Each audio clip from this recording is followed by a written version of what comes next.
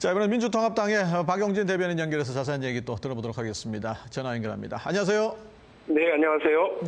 지금 연말에 대통령 선거 투표 마감 시간 연장하는 방안 놓고 여야가 치열한 신경전 벌이고 있는데 조금 전에 새누리당 이정현 공보단장 얘기 들으셨죠? 네, 들었습니다. 예, 민주통합당 의견 한번 좀 들어봐야 되겠죠? 저는 사실 여러 가지로 많이 궁금한데요. 방금 이정현 공보단장께서 말씀하신 것 중에 그래서 투표 시간을 연장하고 우리 국민들이 유권자들이 본인의 참정권을 제대로 실현하는데 왜 새누리당이 반대하는지는 듣지를 못했습니다. 예산이 좀 더 들어간다거나 이렇게 밝게 자꾸 얘기를 하시는데요. 참정권이라고 하는 것은 계속해서 확대되고 보장되는 방향으로 우리 근대 민주주의가 발전해 왔지 않습니까? 처음에는 여성은 투표를 못하게 되었었던 것이 1900년대, 1920년대 전후해가지고 세계적으로 도입이 됐고 보장이 됐고요. 피부색과 관련해서는 미국 같은 경우는 1966년에 완전하게 보장이 됐죠. 그리고 본인의 직업과 처지, 사는 곳 이런 것들 때문에 투표를 제대로 할 수 없는 사람들에 대한 보장들을 계속해서 해왔거든요. 예, 근데 지금 우리나라 같은 경우는 6시로 되어 있지만 외국의 경우 많은 나라가 10시나 9시 정도까지 투표 시간을 보장을 합니다. 이 부분에 대해서 새누리당이 그것을 해서는 안 되는 다른 이유가 있는 것이 아니라 그냥 무작정 선거 앞두고 80일 앞두고 왜 이걸 갑자기 얘기하느냐 하는 건데요. 국민의 권리를 보장하는 일에는 그것이 선거일에 얼마를 남았든지 간에 이것이 필요한 일이라면 하면 되는 건데 새누리당이 이걸 너무 지나치게 정략적으로 지금 바라보고 있는 게 아니겠습니까? 시간 얼마까지 늘리자는 겁니까? 저희는 법안은 밤 9시까지 하자는 겁니다. 그렇게 하면은 민주당 측에서 이제 아까 공보단장 얘기 들어봤습니다만 민주당 측에서는 어느 정도 유리하다 이런 것도 한번 계산기를 두드려 보셨을 거 아니겠습니까? 솔직히 얘기해서. 아니요. 그런 계산기를 두드려 보진 않았습니다. 다만 새누리당이 지금 주저하고 두려워하는 게 투표율이 높아지면 새누리당에 대한 심판 투표가 되고 있다. 이렇게들 판단하잖아요. 예. 국민들이 정치에 관심을 갖고 참여하라고 하는 것은 일반적인 우리 국민들의 어떤 정서인데요. 그리고 정당들이 그렇게 요구를 해야 되잖아요. 그런데 국민들이 정치에 관심을 갖고 참여하는 걸 두려워하다니요. 그런 정당이 뭐 하려고 정치를 하고 국민들의 세금을 낭비합니까? 국민들이 정치에 관심이 없어야 제대로 되는 정당. 이거는 제가 볼 때는 문제가 있는 당이죠.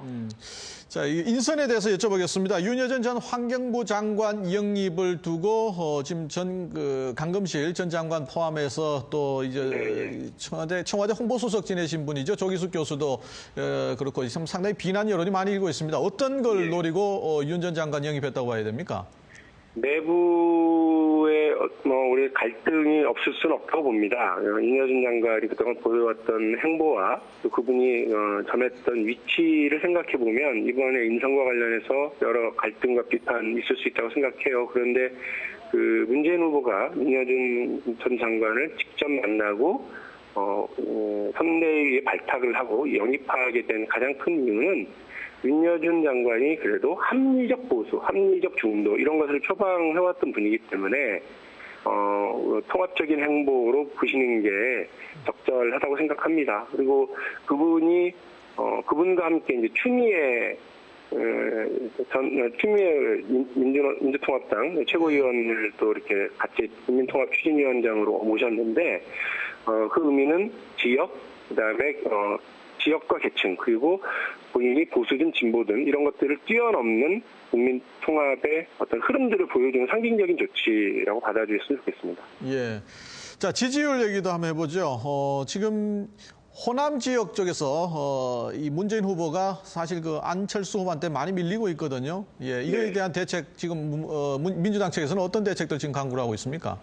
일단 민주통합당 그리고 민주당의 적자 후보다라고 하는 것을 중심에 세워서 호남의 우리 유권자들에게 이제 호소를 할 생각입니다. 그래서 추석 전에 1박 2일로 일단 광주 전남 쪽을 방문을 할 일정이 있고요. 그리고 무엇보다도 집권 경험을 가지고 있는 안정적인 수권 세력 후보에 대한 지지를 좀 호소를 할 생각입니다. 이것이 개인에 대한 지지나 이런 것들이 아니라 어떻게 정권을 잘 유지해 나가고 개혁적인 정치를 안정되게 추진해 갈 것이냐, 이것으로 우리 민주통합당의 역량과 이런 것들을 다시 한번 강조를 할 생각입니다. 예, 하나만 더 여쭤보겠습니다. 그제 민주당 워크숍에서 문 후보가 이런 말씀하셨더라고요. 100만 선거인단이 경선 치러서 민주당 후보가 됐는데 어떻게 내가 사퇴를 하겠느냐, 예, 이런 발언도 하셨는데 안 후보 측에서는 또 걸어온 다리 불살랐다는 이런 얘기 있고 서로 지금 끝까지 가겠다 이런 말씀을 하신 거 아니겠습니까? 단일화가 네. 어렵다고 봐야 되는 건가요? 어떻게 봐야 됩니까 지금? 저희는 당연히 단일화해야 된다고 봅니다. 그런데 저희는 민주당 중심의 단일화, 그리고 안정적인 수권 세력을 중심으로 한 단일화가 되기를 기대하고 있고요. 아마 10월 말까지는 안철수 후보도 그 지지율을 최대한 유지하거나 상승시켜내서 단일화 논의에서 유리한 고지를 점하려고 말씀하시는 것 같습니다. 마음속에 다리를 몇 개나 불살랐는지는 모르겠습니다만 저희는 불살을 다리도 없습니다. 돌아갈 다리가 없는 그런 행보를 하고 있는 거기 때문에요. 민주통합당은 민주통합당을 중심으로 한 안정적인 수권 세력을 중심으로 한 단일화 그리고 정권 교체에 전력을 다하도록 하겠습니다. 두 분 다 돌아갈 다리가 없는 거네요 지금.